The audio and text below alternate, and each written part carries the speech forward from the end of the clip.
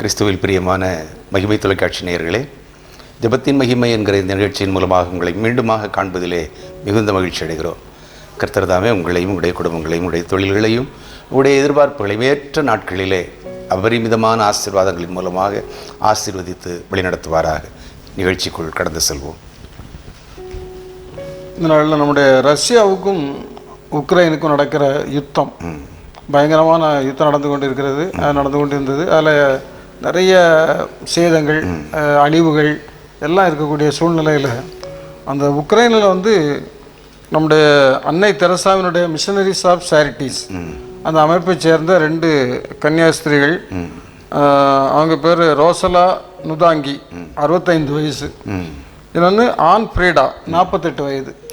2 பேரும் மிஜோராம் மாநிலத்தை சேர்ந்தவர்கள், நம்முடைய இந்தியாவில் மிஜோராம் மாநிலத்தை சேர்ந்தவர்கள். இவர்களை இந்தியாவுக்கு வரவழைப்பதற்கு எல்லா ஏற்பாடுகளையும் செய்த பிறகும் நாங்கள் விரும்பலை, நாங்கள் அங்கேயே இருந்து அங்குள்ள மக்களுக்கு சேவை செய்யணும், இவ்வளோ யுத்தம் போர் நடந்தாலும் நாங்கள் ஆண்டவருக்காக ஊழியம் செய்யக்கூடியவங்க, அதனால் நாங்கள் அவங்களுக்காக நாங்கள் சேவை செய்கிறோம் அப்படின்னு சொல்லிட்டு இருக்கிறாங்க. இவங்களுடைய பாதுகாப்பில் இன்றைக்கி ஒரு கேரள மாணவி இருக்கிறாங்களாம். ஒரு 37 வீடு இல்லாத உக்ரைன் மக்கள், இன்னும் பல மக்களை அவர்கள் வைத்து பராமரித்து வருவதாக இங்கே செய்தி வந்திருக்கிறது. இதில் இன்னும் இவங்களும் இந்த துப்பாக்கி சூடுகளுக்கும் ஏவுகணை வீச்சுகளுக்கு மத்தியிலும் மனிதநேய சேவை ஆற்றி வருகின்ற இந்த 2 சிஸ்டர்ஸையும் பற்றி இன்னைக்கு மிஜோராம் மாநிலம் முழுவதும் பரவலாக பேசப்படுகிறது. இவர்கள் புகழப்படுகிறார்கள். ஆண்டவருக்கென்று அர்ப்பணித்து போகிறவர்கள் உண்மையிலே அந்த அர்ப்பணத்தில் நிலைத்து நிற்கிறாங்க. அதான் ஒரு முக்கியமான விஷயம். அர்ப்பணிக்கிறது வேற, அர்ப்பணிப்பில் நிலைத்து நிற்பது என்பது 2வது. இவருங்க 2 பேருமே அர்ப்பணிப்பில் நிலைத்து நிற்கிற அருமையான கன்னியாஸ்திரிகள், ரோசலா ஆன் ஃப்ரீடா. இவர்களுக்கான ஜெபிப்போம். இவர்கள் இன்னைக்கு உக்ரைன் நாட்டில் செய்து வருகிற ஊழியங்களை ஆண்டவர் மிகுந்த கரிசனையோடு பாதுகாத்து இவர்களை வழி நடத்தணும். அந்த காரியங்களுக்காக நாம் ஆண்டவர் சமத்தில் ஜெபிப்போம். அந்த உக்ரைனில் நல்ல சமாதானமான நிலை, அமைதியான சூழ்நிலை வரணும். அங்குள்ள மக்கள் ஏறத்தாழ 3 லட்சம் பேர் மக்கள் உணவு இல்லாமல் திண்டாடுவதாகவும் செய்தி வந்திருக்கிறது. நம்ம இப்படி ஒரு இக்கட்டான சூழ்நிலையில் இன்றைக்கி உக்ரைன் தேசம் இருக்கிறது. அந்த நாட்டுக்காகவும் கர்த்தருடைய சமூகத்தில் ஜெபிப்போம், மக்களுக்காக ஜெபிப்போம். விசேஷமாக இந்த அன்னை தெரசாவினுடைய மிஷனரிஸ் ஆஃப் சேரிட்டிஸ் இந்த அமைப்பிற்காக அவனுடைய சமூகத்தில் ஜெபிப்போம். கர்த்தர் பெரிய காரியங்களை செய்வார். ஊழியத்துக்காக அர்ப்பணிப்பு எல்லாரிடமும் இருக்குது. ஆனால் இந்த மாதிரி கஷ்டங்கள் வரும்போது அதில் நிலைத்து நிற்கும்போது தான் அவங்களுடைய அர்ப்பணிப்பினை நம்ம உணர முடியும். அன்னை தெரசா இன்னைக்கு வரை சொல்கிறோம்னா அவங்களுடைய தனிப்பட்ட ஒரு சேவை தான். என்ன, அவங்க ஏதோ சிஸ்டர் ஆயிட்டோம் அப்படிங்கிறதுக்காக இல்லை, அவங்க முழுமையாகவே தங்களை அர்ப்பணித்து, குறிப்பாக தொழுநோயாளிகளை எல்லாம் அவர்கள் எவ்வளவோ சிரமம் மேற்கொண்டு அவங்களுக்காக படுற கஷ்டங்களை எல்லாம் ஒரு பொருட்டாக எண்ணாமல் அவங்கள வச்சு பாதுகாக்கிறது, அவங்கள பராமரிக்கிறது எவ்வளோ ஒரு சிரமமான ஒரு காரியம். என்ன அந்த இதெல்லாம் செய்தாங்கன்னா இன்றைக்கி அவர்களை பார்த்து தான் இந்த சிஸ்டர்ஸ் இன்றைக்கி அவங்க அங்கே அழிந்து கொண்டிருக்கிற மக்களுக்காக, ஒருவேளை ஃப்ளாரன்ஸ் நைட்டிங்கேல் நம்ம கேள்விப்பட்டிருக்கலாம், அவங்களும் இதே போல் போர் முனையில் தான் தன்னுடைய சிறப்பான சேவையை செய்தாங்க. ஆபத்தான நேரத்தில் சேவை செய்கிறது தான் நமக்கு இன்றைக்கி ஒரு பெரிய அர்ப்பணிப்பு. நான் ஊழியனாக போயிட்டேன் அல்லது நான் சகோதரியாக போயிட்டேன் அப்படின்னு சொல்கிறத விட, இந்த மாதிரி கஷ்டங்கள் வரும்போது, அதுவும் ஆதரவற்ற பிள்ளைகளுக்கு இவங்க ஆதரவு கொடுக்குறாங்க. அப்போ நீ மட்டும் ஊருக்கு நாட்டுக்கு போனால் அவங்க எப்படி போவாங்க? ஒரு மாணவி இருக்கிறா, 30 அநாத பிள்ளைகள் இருக்கிறாங்க, அவங்களையும் விட்டுட்டு அவங்களாம் எப்படி போக முடியும்? அப்போ அவங்களையும் சேர்த்து நம்மோட கொண்டு வந்தால் பரவாயில்ல அப்படிங்கிறது அவங்களுடைய எண்ணம். அழிந்து கொண்டிருக்கிற இடத்துலையும் ஆண்டவர் ஒரு ஆத்மா வச்சிருக்கிறாருன்னா அவருடைய தியாகம் என்ன. அவர் என்ன சொல்கிறாருன்னா, கிறிஸ்து நமக்காக தம்மை தேவனுக்கு சுகந்த வாசனையாக காணிக்கையாக ஒப்பு கொடுத்தது போல நாம் ஒருவரில் ஒருவர் அன்பிலே நடந்து கொள்ளணும்.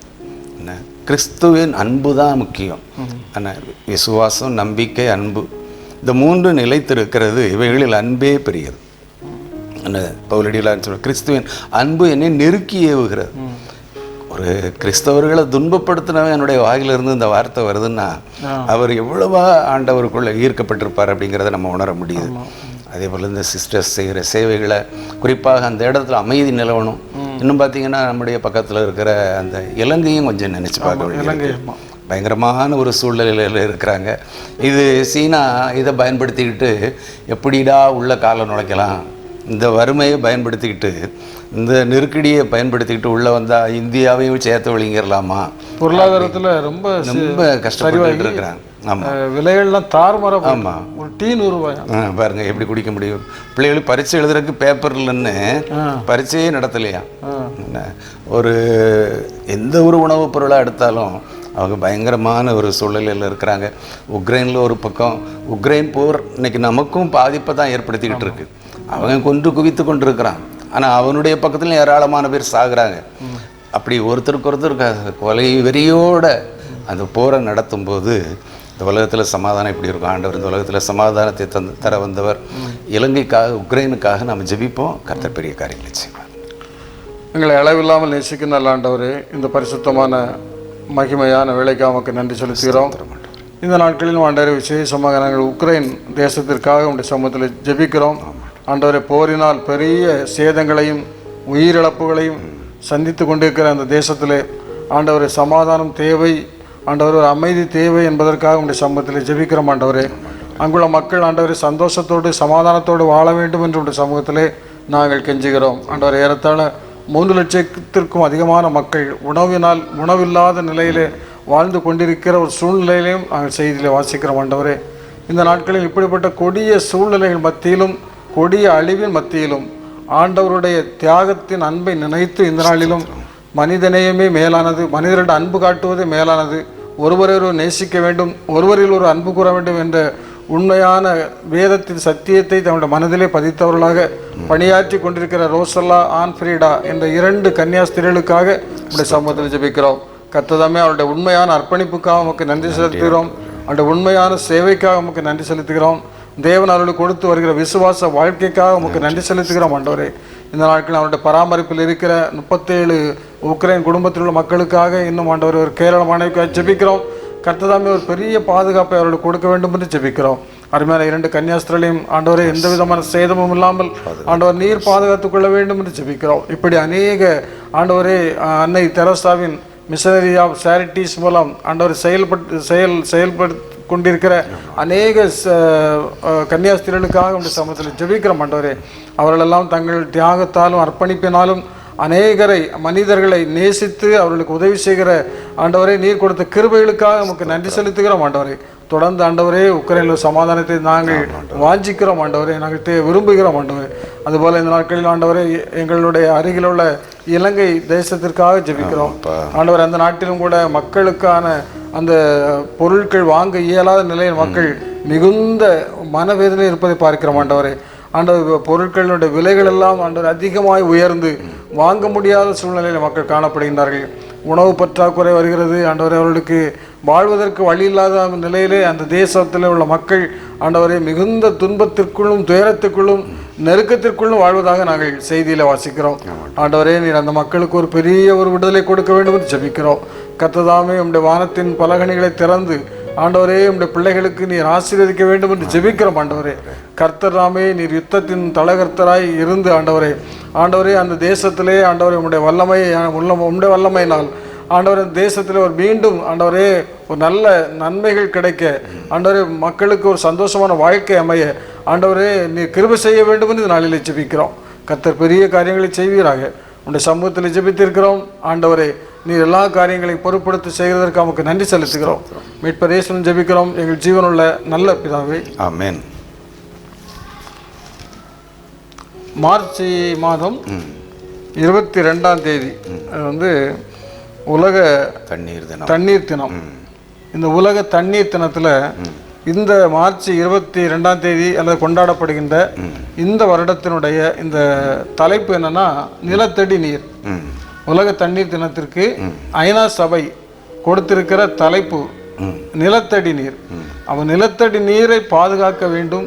நிலத்தடி நீரை நாம் எந்த அளவிற்கு பாதுகாக்கிறோமோ அந்த அளவிற்கு நாம் தண்ணீர் தேவையை பூர்த்தி செய்யலாம். அதனால இந்த நிலத்தடி நீரை அவர்கள் தலைப்பாக வைத்திருக்கிறார்கள். 2021 நிலத்தடி நீர் வாரியத்தால் வெளியிடப்பட்ட ஒரு புள்ளி விவரப்படி ஒரு ஆண்டில் பயன்படுத்தக்கூடிய மொத்த நிலத்தடி நீர் 398 கன கிலோமீட்டர். இதில் தற்போது ஏறக்குறைய 245 கன கிலோமீட்டர் நீர் உறிஞ்சப்படுகிறது. தமிழ்நாட்டில் ஒரு ஆண்டில் பயன்படுத்தக்கூடிய நிலத்தடி நீரின் அளவு 17.69 கன கிலோமீட்டர். ஆனால் இவற்றில் 83% தற்போது பயன்படுத்தப்பட்டு விட்டது. நிலத்தடி நீரை அதிகமாக சுரண்டும் பெரிய மாநிலங்களில் ஒன்றாக தமிழகம் இருக்கிறது. 1166 வட்டங்களில் 409 தாலுகாக்கள் தவிர மீதமுள்ள அனைத்து வட்டங்களிலும் நிலத்தடி நீரின் உறிஞ்சும் அளவு மோசமாக உள்ளதாக அறிக்கை சொல்லுகிறது. அதுபோல நிலத்தடி நீரை தொடர்ந்து உறிஞ்சுவதனால நிலத்தடி நீர் மட்டம் குறைகிறது. இதனால் பொருளாதார சிக்கல்கள் எழுகிறது. விவசாயிகளுக்கும் தன்னுடைய பயிர்களை செய்வதற்கான ஒரு வேகம் இல்லை, செய்யும்போது திறமை கஷ்டப்படுறாங்க. கிணறுகளின் பயன்பாட்டு காலமும் விரைவில் முடிவடைந்து விடுகிறது. எப்படின்னா 2017 வெளியிடப்பட்டுள்ள ஒரு குறுநீர் பாசன கணக்கெடுப்பு என்படி 2006-07 முதல் 2013-14 வரையிலான காலகட்டத்தில் கிட்டத்தட்ட 4 லட்சம் திறந்தவெளி கிணறுகள் இந்தியாவில் பயனற்று போய்விட்டதாக சொல்றாங்க. 4 லட்சம் கிணறுகள் பயனற்று போய்விட்டது. அதுபோல தமிழ்நாடு அரசின் புள்ளி விவரப்படி 2001-2001 மொத்தமாக விவசாயத்திற்காக பயன்படுத்தப்பட்ட 18 லட்சம் கிணறுகளில் ஏறத்தாழ 1.5 லட்சம் கிணறுகள் பயனற்று போய்விட்டன. ஏனென்றால் நிலத்தடி நீரை ஆழ்துளை கிணறுகள் அதிகமாக உறிஞ்சுவதால் குறைந்த ஆழமுடைய கிணறுகளில் நீர் வற்றி ஏழை விவசாயிகளுக்கு பெரும் பாதிப்பை ஏற்படுத்துகிறது. எனவே இந்த நிலத்தடி நீரை நாம் கவனமாக இருக்க வேண்டும். நிலத்தடி நீர் உறிஞ்சுவதை குறைத்து கொண்டால் நிலத்தடி நீரை நாம் நன்றாக பயன்படுத்தலாம். விவசாயிகளுக்கு அது மிகவும் தேவை. நம்முடைய குடிநீர் ஆதாரமே நிலத்தடி நீர்லாம் இருக்கு. எல்லா ஆதாரங்களும் நிலத்தடி நீர்லாம் இருக்கு. அதை மொத்தமாக உறிஞ்சிட்டோம்னா வேஸ்ட்லாம். அதனாலதான் இந்த நிலத்தடி நீர் இன்னைக்கு ஐநா சபை கொடுக்கிற எச்சரிக்கை, நிலத்தடி நீரை நாம் பாதுகாக்க வேண்டும் என்ற ஒரு தலைப்புல இந்த உலக தண்ணீர் தினம் 2022 ஆண்டில் மார்ச் 22 கொண்டாடப்பட்டுள்ளது. தொடர்ந்து நாம் ஆண்டவருடைய சமூகத்துல ஆண்டவர் தேவையான நிலத்தடி நீர் நல்ல பெருகி கொடுக்கும்படியாக கர்த்தருடைய சமூகத்தில் ஜெபிப்போம். தண்ணீர் தேவையை ஆண்டவர் மட்டும்தான் சந்திக்க முடியும். அதனால கர்த்தருடைய சமூகத்தில் நாம் இந்த தண்ணீரின் தேவைக்காக ஜெபிப்போம். கடந்த 22ஆம் தேதி பார்த்தீங்கன்னா பணகுடி பக்கத்தில் சிவகாமிபுரத்துக்கு மாவட்ட நிர்வாகமாக இதே நிலத்தடி நீர் சேமிப்பு எப்படி நடத்தணுங்கிறத ஒரு விழிப்புணர்வு மாநாடு, ஒரு கூட்டம் நடத்தினாங்க. ஸ்கூல்ல இருந்து நிறைய பிள்ளைகள் அங்கே போய் அதை கேட்டுட்டு வந்திருக்கிறாங்க. அப்போ அந்த பிள்ளைகளுக்கு விழிப்புணர்வு சின்ன வயதிலேயே கொடுக்கப்படுகிறது. தண்ணீரை குறித்த ஒரு விழிப்புணர்வு வேணும். இன்னைக்கு பார்த்தீங்கன்னா சிலர் நம்ம பல்லு விளக்கும் போது கூட டேப்ல தண்ணி போய்கிட்டே இருக்கும், நம்ம ப்ரெஷ் பண்ணிக்கிட்டே இருப்போம், தேவையில்லாத தண்ணி. ஆமாம், அது நம்ம தேவைக்கு திறந்து விட்டுட்டு அடைச்சிட்டா அது இப்போ தண்ணீர் என்பது ரொம்ப ஒரு கிடைக்காத ஒரு பஞ்சகாலம்தான். ஆனாலும் நம்ம பகுதியில் ஓரளவுக்கு குளங்களில் நீர் இருக்கிறதுனால அது போதுமான அளவு இருக்கு. ஆனால் நிலத்தடி நீர் இன்னைக்கு கிணறுகள்லாம் அமைக்க முடியல, குளங்கள் தோண்ட முடியல. அந்த நாட்களில் உடனே கிணறு தோண்டிடுவாங்க, உடனே குளங்கள் அமைச்சிருவாங்க, அணைக்கட்டுகள் வந்துடும். இப்போ அதெல்லாம் அணைக்கட்டுகள் எல்லாம் கட்டணும்னா, கிணறுகள் தோண்டணும்னா, குளங்கள் தோண்டணும்னா நிறைய பொருளாதார செலவான. அதை விட அவங்களுக்கு ஈஸியானது போர்வெல். ஈஸியாக பெரிய பெரிய இயந்திரங்களை, ராட்சத இயந்திரங்களை கொண்டு வந்துட்டு எத்தனை அடினாலும் இறக்கிட்டு போயிருந்தாங்க, தண்ணியை மேலே கொண்டு வந்துருந்தாங்க. அப்படியே அந்த அளவு பூமி எல்லாமே தொலை போட்டாச்சு. எல்லா இடமும் தொலை போட்டு தான் வச்சுருக்கு. பூமி எந்த அளவுக்கு அது உறுதியாக நிற்க போகுதுன்னு தெரியல. இப்போ நாம் நிலத்தடி நீரை, அதாவது அந்த தொழிற்சாலைகள் இந்த வெளியேற நீர் நிலத்தடி போயிடக்கூடாது, அதையும் நம்ம பாதுகாப்பாக வெளியேற்றணும். அந்த தொழிற்சாலைகள்லேருந்து கழிவு நீர் வெளியேறுது, அது தெருவில் தானே போகுதுன்னு நம்ம நினைக்கிறோம். அது பூமிக்குள்ளே தான் போகுது. பூமிக்குள்ளே போகும்போது நிலத்தடி நீர் பாதிக்கப்படுது. அப்போது குறிப்பாக 71% தண்ணியால் தான் இருக்குது அப்படின்னு சொல்கிறாங்க. என்ன அந்த மாதிரி ஒரு தண்ணீர் நிறைந்த ஒரு பகுதி. அந்த கிணறு இதில் இந்த புள்ளி வரத்தை சொல்கிறாங்களா, இடத்தால 14 லட்சத்துக்கு மேலே உள்ள கிணறுலாம் இல்லை, காணாமல் போயிட்டு. ஆமாம், எங்கே போச்சுன்னே தெரியல. தண்ணியெல்லாம் போயிட்டு, தண்ணி இல்லாமல் வறண்டு போய் கிணறு பயன்பாடு இல்லாமல் போயிட்டு பல கிணறுகள் இன்னைக்கு பயன்பாடு இல்லாமல் நம்ம நேரில் பார்க்குறோமே. எத்தனை விவசாய தோட்டங்களுக்கு போனீங்கன்னா அப்படியே கிணறுகள் தண்ணீர் இல்லாமல் பாழடைந்து போய் கிடப்பது. அவங்க அந்த போர்வெல் வச்சு சொட்டு நீர் பாசனம்னு வச்சு தன்னுடைய பிழைப்பை நடத்துகிறாங்க. சொட்டு நீர் பாசனம் வச்சு எப்படி நம்ம பயிர் செய்ய முடியும்? ஏன்னா அவ்வளவு தூரம் கஷ்டமாக இருக்குது அவங்களுக்கு. தண்ணி வீணாக முந்தி பார்த்தீங்கன்னா வாய்க்காலில் தண்ணி போகும், அது அவ்வளவு செழிப்பாக போகும். இப்போ வாய்க்கால்கள் எல்லாம் சொட்டு பாசனம் முறை வந்து விட்டதுனால ஆமாம் இப்போ அந்த வாய்க்காலில் போட்ட தண்ணீர் இல்ல அதிகமாக இல்லை. ஆமாம் போகிறதுக்கு தண்ணியும் இல்லை அவங்கள்ட்ட. நிலத்தடி போர்வெல்ல இருந்து நேராக அந்த கால்வாயில் விட முடியல. முன்னால் கிணறுல இருந்து கமலை வச்சு இறைப்பாங்க அல்லது மோட்டர் போட்டு தண்ணி வரும், அவ்வளோ செழிப்பாக இருக்கும். இப்போ அந்த காலங்கள் நீர் குளத்தில் கிணத்துல போய் குளித்த காலங்கள் போச்சு. இப்போ கிணத்துல போய் நம்ம நீச்சல் அடித்து குளிக்க முடியாத ஒரு சூழ்நிலையில் இருக்கிறோம். காரணம் இந்த நிலத்தடி நீருடைய அருமை தெரியாமல் இருக்கிறோம். அதனால் March 22 அப்படின்னோட நமக்கு ஞாபகத்துக்கு வர வேண்டியது உலக தண்ணீர் தினம். நம்ம தண்ணீரை சிக்கனமாக பயன்படுத்துவோம். ஆனால் அதே போல் எவ்வளவுக்கு எவ்வளவு சுத்தமான தண்ணீரை குடிக்க முடியுமோ அதை குடிக்கிறது நல்லது. நம்ம இன்றைக்கி நினைக்கிறோம் ஆர்வ தண்ணியோ பாருங்க, மனுஷன் தண்ணீரை தான் தூக்கிட்டு போகிறாங்க ஒவ்வொரு ஊராக. எல்லா ஊருக்குமே எல்லாருமே பாட்டில் தண்ணி தானே கொண்டு போகிறாங்க. ஏன்னா அந்த அளவுக்கு ஆகிப்போச்சு. தண்ணியை கொண்டு போய் தான் பிழைக்கும். இன்னும் கொஞ்சம் நாளில் ஆக்சிஜனும் கொண்டு போக வேண்டிய ஒரு சூழ்நிலை வந்தாலும் வரலாம். என்ன வீட்டில் இருக்கிற தண்ணீர், நம்ம வீட்டில் தண்ணீரையும் சிக்கனமாக பயன்படுத்துவோம். நல்லியில் சொட்டு போட்டுட்டு இருந்தால் அந்த நல்லியை மாற்றுறதுக்கு நம்ம ஏற்பாடு செய்யணும். ஒவ்வொரு சொட்டு தண்ணீரும் விலை மதிப்புடையது. அதனால் நம்ம அதை கவனமாக இந்த நாட்களில் ஈசாக்க பார்த்தீங்கன்னா போகிற இடத்துலலாம் பஞ்ச காலத்திலையும் விதைத்தானா. காரணம் ஊற்று தோண்டினான். அவன் ஊற்று தோண்டினா எதிரிகள் வந்து ஊற்றுகளெல்லாம் மூடிட்டு போனாங்க. அப்படிப்பட்ட ஒரு சூழ்நிலையிலையும் அவன் விதைத்து செழிப்பாயிட்டான், பெரியவனாயிட்டான். அப்புறம் இவங்கெல்லாம் ஓடி வராங்க, என்னப்பா நான் தோண்டினதெல்லாம் நீங்கள் தானே நிரப்பினீங்க, இப்போ தேடி வந்திருக்கீங்களே, உங்கள்கிட்ட ஆண்டவர் இருக்கிறாருன்னு நாங்கள் தெரிஞ்சுக்கிட்டோம். அதே போல் நாமும் நிலத்தடி நீரை எவ்வளவுக்கு எவ்வளவு சேமிக்க முடியுமோ, அதே போல் குடிநீரை எவ்வளவு சுத்தமாக வைக்க முடியுமோ அதை நம்ம சிலர் அரை மடங்கு தண்ணி இந்த கை கழுவுறதுக்கு கூட மினரல் வாட்டர் ஆர்ஓ வாட்டரை பயன்படுத்துகிறாங்க. கல்யாண வீடுகள்லாம் அது அப்படியே குடிச்சிட்டு பாட்டில். ஆனால் முடிஞ்ச அளவுக்கு தண்ணி குடிச்சிடணும். அவ்வளோ தண்ணியும் ஏன் வீணாக்கணும்? அவங்களும் காசு கொடுத்தானே வாங்கியிருப்பாங்க. தண்ணி என்ன அவங்களும் காசு கொடுத்தானே வாங்கியிருப்பாங்க. அதெல்லாம் நம்ம வீணாக்காமல், எந்த ஒரு பொருளையும் நம்ம வீணாக்காமல் கற்றுக்கொள்ளணும். ஏன்னா இந்த காலங்கள் நம்ம இப்போ எதுவுமே கிடைக்கக்கூடாத பஞ்சகாலம் வரும். எதுவுமே கிடைக்காது. நான் சிலோனில் அவங்க படுத பாட்டை பார்த்தோம்னா தான் இப்போ நமக்கே கண்ணீர் வருது. அதே போல் நம்முடைய பகுதியில் இருக்கிற இந்த நீர் வளத்தை நம்ம நல்ல முறையில் பயன்படுத்துவோம். அதுவும் நீர் ஆதாரங்களை நம்ம பாதுகாப்போம். சாக்கடைகள் கலக்காதபடி நம்ம பாதுகாக்கணும். இந்த அனுமன் நதி 32 கிலோமீட்டர் ஓடுது அப்படின்னு இருக்கிறாங்க. நம்ம மேற்கு தொடர்ச்சி மலையிலிருந்து 32 கிலோமீட்டர் கிழக்க வர வருது. அதை இந்த கொரோனா காலத்தில் இந்த கிராமத்து வாலிபர்கள்லாம் சேர்ந்து அதை பராமரித்தாங்க. ஆனால் இப்போ அது சாக்கடையாக கிடக்கு. அந்த அளவுக்கு அவங்க தியாக உணர்வோடு செய்தால் அதை தொடர்ந்து பாதுகாக்கணுங்கிறது நம்ம கையில் தான் இருக்குது. அது ஏனோ தானோ நம்ம விட்டுட்டு போயிருந்தோம். பாதுகாப்பு, நீர் வளத்தை நம்ம பாதுகாக்கணும். வீட்லேயும் தண்ணீரை சிக்கனமாக பயன்படுத்துவோம். போகிற இடங்கள்லையும் எங்கேயாவது தண்ணி வீணாகிட்டு இருக்குன்னா சிலர் குடம் வச்சுட்டு பக்கத்து கொண்டு ஊற்றிட்டு வந்துடுவோன்னு போவாங்க. ஆனால் நிறைஞ்சு போய்கிட்டே இருக்கும். நம்ம அதை ஆஃப் பண்ணிட்டு போகிறதுனால ஒன்றும் குறைஞ்சி போகிறதில்ல. இப்படி நம்ம இந்த நிலத்தடி நீர், உலக தண்ணீர் தினத்தில் நிலத்தடி நீரை நம்ம பாதுகாப்பாக பயன்படுத்துவோம். கர்த்தர் நமக்கு அதன் மூலமாக ஆசீர்வாதங்களை தருவார். அன்றைக்கு இஸ்ரவேல் ஜனங்கள்லாம் எங்களுக்கு தண்ணி இல்லையே நாங்கள் ஆண்டவருடனே கண்மலையை பார்த்து உடைச்சி அதை கண்மலையை அடிப்பா உனக்கு தண்ணீர் கிடைக்கும் வேண்டி மட்டும் பிடிச்சாங்க.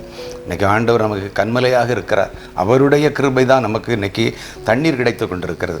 அந்த தண்ணீரை நம்ம பயன்படுத்துவோம். ஜீவ தண்ணீராக ஆண்டவர் தருகிற தண்ணீரை குடிக்கிறவனுக்கு ஒரு காலம் தாகம் உண்டாகாது அப்படின்னு ஆண்டவர் சொல்கிறார்ல. நான் குடிக்கும் தண்ணீரை குடிக்கிறவனுக்கு ஒரு காலம் தாகம் உண்டாகாது. அந்த மாதிரி ஒரு ஜீவ தண்ணீரை நம்ம தேடி போவோம். தாகமாக இருக்கிறவர்களே எல்லாரும் என்னிடத்தில் வாருங்கள் என்று சொல்லி அழைக்கிறார். ஆண்டவரை தேடுவோம். தண்ணீர் தினத்தில் தண்ணீரை தந்த ஆண்டவருக்கு நாம் நன்றி சொல்லுவோம். ஜெபிப்போமா? கண்மலையை பார்த்து பேசு என்று சொல்லி மோசையை சொன்னபோது ஆண்டவரே கண்மலையை அடித்தான், தண்ணீர் புறப்பட்டது. அதே இஸ்ரவேல் ஜனங்கள் 6 லட்சத்துக்கும் மேலான புருஷர்கள் பருகி கழித்தார்கள் என்று நாங்கள் வேதத்திலே பார்க்கிறோம். தாகமாக இருக்கிறவர்களே என்னிடத்தில் வாருங்கள் என்று சொல்லி அழைக்கிறேன். ஆமாண்டவரே, எத்தனையோ பேர் ஆண்டவரே இன்றைக்கு தண்ணீர் கிடைக்காத நிலையிலே பல கிலோமீட்டர் தேடி சென்று கஷ்டப்பட்டு தண்ணீரை வீட்டிற்கு கொண்டு வருகிறார்கள். அல்லது ஒரு குடம் தண்ணீர் வாங்குவதற்கு அதிக பணச்செலவை கொடுத்து வீட்டிலே தண்ணீரை பத்திரப்படுகிறார். ஆனால் நாங்களோ இந்த தண்ணீரின் அருமையை உணராமல் அதை அலட்சியப்படுத்துகிறோம், அதை வீணாக்குகிறோம். அதை ஆங்காங்கு ஆண்டவரே கொஞ்ச நீரை பருகிவிட்டு மீதி தண்ணீரை எல்லாம் தெருவிலே ஊற்றி விடுகிறோம்.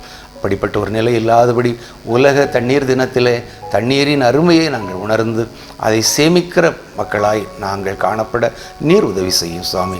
ஆண்டவரே, நீர் மக்களுக்கு தண்ணீர் வளத்தை ஏற்படுத்தி கொடுத்தீர் ஆண்டவரே. இந்த உலகத்திலே எல்லார் மக்களும் தண்ணீரை பயன்படுத்தி செழிப்பாய் இருக்க வேண்டும் என்ற ஆரோக்கியத்திற்கு தண்ணீர் தான் சிறந்த மருந்து என்பதை ஆண்டவரே நீர் கற்றுக் கொடுத்தீர். அந்த தண்ணீர் கூட இல்லாத நிலையிலே இன்று மக்கள் தவித்து கொண்டிருக்கிற பகுதியில் ஏராளம் இருக்கிறது ராஜா. நீர் தாகமாக இருக்கிறேன் என்று சொன்னீர். தாகமாக இருக்கிறவர்கள் இடத்தில் வாருங்கள் என்று சொன்னீர். ஆண்டவரே, எல்லாரையும் உம்முடைய கரத்திலே தருகிறோம். மார்ச் 22 ஆகிய உலக தண்ணீர் தினத்திலே ஐநா சபை கொடுத்திருக்கிற அந்த அறிவிப்பின் மூலமாக நிலத்தடி நீரை நாங்கள் பாதுகாக்கிறவர்களாக, சேமிக்கிறவர்களாக, அதை பத்திரப்படுத்துகிறவர்களாக நாங்கள் வாழ எங்களுக்கு பலம் தாரும். தொடர்ந்து எங்களை ஆசீர்வதியும். இயேசுவின் நாமத்தில் ஜெபிக்கிறோம் நல்ல பிதாவே, ஆமென். தமிழ்நாடு தேர்வாணையத்தின் மூலம் விரைவில் குரூப் 4 தேர்வு அறிவிக்கை வெளியாகும் என்று தெரிவிக்கப்பட்டுள்ளது. அதாவது மார்ச் மாதம் வெளியிடப்பட்டு ஜூன் மாதம் போட்டித் தேர்வு நடத்தப்படும் என்று இந்த ஆண்டுக்கான வருடாந்திர தேர்வு கால அட்டவணையில் தெரிவிக்கப்பட்டுள்ளது. இந்த தேர்வு மூலம் 5255 காலியிடங்கள் நிரப்பப்பட உள்ளன. ஆனால் இப்போ என்ன சொல்லியிருக்காங்கன்னா, டிஎன்பிஎஸ்சிலேருந்து தமிழ்நாடு தேர்வாணையத்திலேருந்து ஒரு அறிவிப்பு வந்திருக்கு. நிறைய சமூக வலைத்தளங்களில் கடந்த சில நாட்களுக்கு 23ஆம் தேதி இரவு வந்து இது அறிவிப்பு வெளியாயிடுச்சு சொல்லி ஒரு தகவலை பரப்பி விட்டுக்கிறாங்க. அது அப்படி தகவல் வரலை. நீங்கள் அப்படிப்பட்ட தகவலை நம்ப வேண்டாம். நீங்கள் எந்த தகவலை பார்க்கறதா இருந்தாலும் தமிழ்நாடு தேர்வாணைய குழுவுடைய இணையதளத்தில் போய் நீங்கள் பார்த்தீங்கன்னா அது நீங்கள் தேர்வு அதை அறிவிக்க வெளியே வந்த உடனே நீங்கள் போட்டித் தேர்வுக்கு விண்ணப்பிக்கலாம் அப்படின்னு சொல்லி இதில் ஒரு செய்தியாக சொல்லியிருக்கிறாங்க. www.tnpsc.gov.in இந்த இணையதளத்தில் நீங்கள் நம்ம போய் பார்த்தோம்னா குரூப் 4 தேர்வு எப்பொழுது அறிவிக்க வெளியே வரும் அல்லது எப்போது அந்த அறிவிக்கை பார்த்து நம்ம விண்ணப்பம் பண்ணுவதற்கு ஏதுவாக இருக்கும். சரி, அதனால் இது தொடர்பாக தயார் செய்ய வேண்டிய பிள்ளைகள் இப்போதே வந்து தங்களை தயார்படுத்தி கொண்டு இந்த குரூப் 4 தேர்வு எழுதி அரசு பணிகளில் சேர்ந்து அவர்கள் தங்களுடைய குடும்பங்களுக்கு நல்ல ஒரு வருமானத்தை தேடிக்கொள்ள அவர்கள் இந்த நாளில் அதை பயன்படுத்த வேண்டும் என்று நாம் இதன் மூலமாக தெரிவிக்கிறோம். மீண்டுமாக நாங்கள் அன்பு பிள்ளைகளுக்கு, குறிப்பாக வாலிபர்களுக்கு நாங்கள் நினைவுபடுத்துறது, போலிகளை கண்டு ஏமாறாதீர்கள்.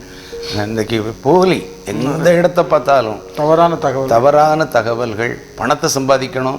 அதுக்கு என்ன, நம்மளாம் இன்றைக்கி ஏதாவது வேலை வாய்ப்பு கிடைக்காதன்னு ஓடுறோம் பார்த்தீங்களா, இது அவங்க பயன்படுத்திக்கிட்டு இந்த மாதிரி வேலை வாய்ப்பு இருக்குது வாங்க அப்படின்னு சொல்லி ஏமாற்றுறாங்க. அப்படி ஏமாற்றப்படுற இடத்துல நம்ம படித்திருக்கிற பிள்ளைகள் நம்ம ஏமாறாதபடி பாதுகாத்துக்கொள்ளணும்.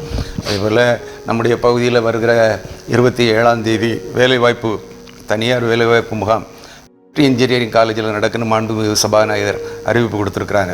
அது மாதிரி அறிவிப்புகளை நம்ம பார்த்து அங்கே போய் வேலை வாய்ப்பை நம்ம பெற்றுக்கொள்ளலாம். அது மட்டும் இல்லை, வேலை வாய்ப்பு கிடைச்சிட்டுனாலும் அதோடு நம்ம நிறுத்திக்கிடக்கூடாது.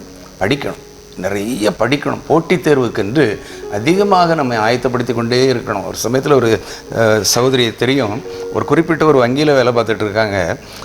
வேலை கிடச்சிட்டு அவங்களுக்கு பெர்மனெண்ட்டு தான், அதுவும் நிரந்தரமான அரசு வங்கி தான்.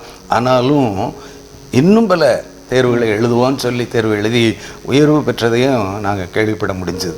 அதனால் எந்த ஒரு சாதாரண ஒரு இடைநிலை ஆசிரியராக சேர்ந்திருக்கலாம், அல்லது ஒரு சாதாரண வருவாய்த்துறையில் ஒரு சாதாரண ஊழியராக போய் சேர்ந்திருக்கலாம். அதோடு அவங்களுக்கு முற்றுப்புள்ளி இல்லை. அதில் எத்தனையோ பதவி உயர்வுகள் இருக்குது. உதாரணமாக இப்போ சேரன் மகாதேவியினுடைய வருவாய் கோட்டாட்சியராக இருக்கக்கூடிய அந்த மேடம் விஏஓ இருந்து தேர்வு எழுதி இன்னைக்கு ஆர்டிஓ வராங்க. ஏன்னா அந்த மாதிரி சாதாரண நிலையில் இருந்தவங்க ஆர்டிஓ வர உயர்ந்திருக்கிறாங்கன்னா நம்ம அவங்கள நினச்சி அவங்களுடைய வாழ்க்கையை நினச்சி பார்க்கணும், நம்ம தயார்படுத்தணும். ஏன்னா எதுவுமே வாய்ப்பு நம்ம தேடி வராது, நாம் தான் அதை தேடி. இப்போ இதெல்லாம் இந்த மாதிரி உங்களுக்கு ஏன் இதெல்லாம் அறிவிப்பு கொடுக்குறோம் அப்படின்னா, நீங்கள் சும்மா பொழுது பார்க்கக்கூடாது, ஏதோ தொலைக்காட்சியை பார்த்தோம் என்று இல்லாதபடி அதில் கொடுக்கப்படுகிற அந்த செய்திகள், அந்த அறிவிப்புகள் நமக்கு பயனுடையதாக இருக்கணும். அதுபோல் மட்டும் இல்லை, நாங்கள் அதுக்காக ஜெபம் பண்ணுறோம், உங்களுக்காக நாங்கள் ஜெபம் பண்ணுறோம். எங்களோடு இணைந்திருங்க. கர்த்தர் உங்களையும் உங்களுடைய குடும்பங்களையும் ஆசீர்வதிப்பார். ஜெபிப்போம். எங்களை அதிகமாக நேசிக்க நல்ல ஆண்டவரே, இந்த பரிசுத்தமான ஜெப வேலைக்காக நன்றி செலுத்துகிறோம். நம்முடைய சமூகத்தை நோக்கி பார்ப்பதற்கு ஆண்டவர் நீர் கொடுத்த தருணத்திற்காக நன்றி செலுத்துகிறோம். ஆண்டவர் இந்த நாட்களிலும் தமிழ்நாடு தேர்வாணைய குழுவின் மூலம் நடத்தப்பட இருக்கின்ற குரூப் 4 தேர்வுக்காக உமக்கு ஆண்டவரே இந்த நாளிலே நாங்கள் உமக்கு ஸ்தோத்திரம் செலுத்துகிறோம் ஆண்டவரே. அதற்கென்று ஆயத்தப்படுகின்ற பிள்ளைகளுக்காக நாங்கள் ஜெபிக்கிறோம் ஆண்டவரே. அநேக இடங்களிலே ஆண்டவர் வேலை வாய்ப்பு கிடைக்காதபடி ஆண்டவரே, அநேக வேலை வாய்ப்பு இல்லாதபடி அநேக பிள்ளைகள் கஷ்டப்படுகிறதை நாங்கள் அறிகிறோம் ஆண்டவரே. அந்த பிள்ளைகள் இந்த வாய்ப்பினை பயன்படுத்தி அதற்கென்று தங்களை ஆயத்தப்படுத்தி தங்களை சிறந்த முறையில் தேர்வு எழுதி ஆண்டவர் தேர்ச்சி பெற்று ஒரு அரசு பணியில் போய் அமர்வதற்கு ஆண்டவரை எல்லா காரியங்களையும் அவர்களுக்கு அனுகூலமாக்கி கொடுக்க வேண்டும் ஜெபிக்கிறோம் ஆண்டவர். எல்லா ஒத்தாசைகளையும் பரத்திலிருந்து கொடுக்க வேண்டும் என்று ஜெபிக்கிறோம். கர்த்தர் பெரிய காரியங்களை செய்வீராக. குடும்பங்களில் மகிழ்ச்சி தலைக்கட்டும் ஆண்டவரை. குடும்பங்களிலே ஒரு பெரிய ஆசீர்வாதம் கிடைக்க வேண்டும் என்று இந்த நாளில் நாங்கள் ஜெபிக்கிறோம். கர்த்தர் ஆசீர்வதிப்பீராக. மீட்பர் இயேசுவில் ஜெபிக்கிறோம் நல்ல பிதாவே, ஆமென். கிறிஸ்துவுக்குள் மிகவும் பிரியமான மகிமை தொலைக்காட்சி நேயர்கள் அனைவருக்கும் மீண்டும் ஆண்டவராகிய இயேசு நாமத்தில் வாழ்த்துக்களை தெரிவித்துக் கொள்கிறோம். இந்த நாளிலும் நீங்கள் எங்களோடு அமர்ந்து கேட்ட இந்த செய்திகளை மீண்டும் நினைவில் கொள்ளுங்கள். கர்த்தர் உங்களை ஆசீர்வதிப்பாராக. உங்களுடைய குடும்பங்களிலே தேவன் ஆசீர்வாதங்களை தந்து உங்களை வழிநடத்துவாராக. மீண்டும் இதே போன்ற ஒரு நிகழ்ச்சியில் அடுத்த வாரம் நாம் ஒருவரை சந்திக்கும் வரை கர்த்தருடைய பாதுகாப்பு, கர்த்தருடைய மகிமையின் பிரசன்னம் உங்கள் குடும்பங்களை மூடி மறைத்துக் கொள்வதாக என்று வாழ்த்து விடைபெறுகிறோம். நன்றி, வணக்கம்.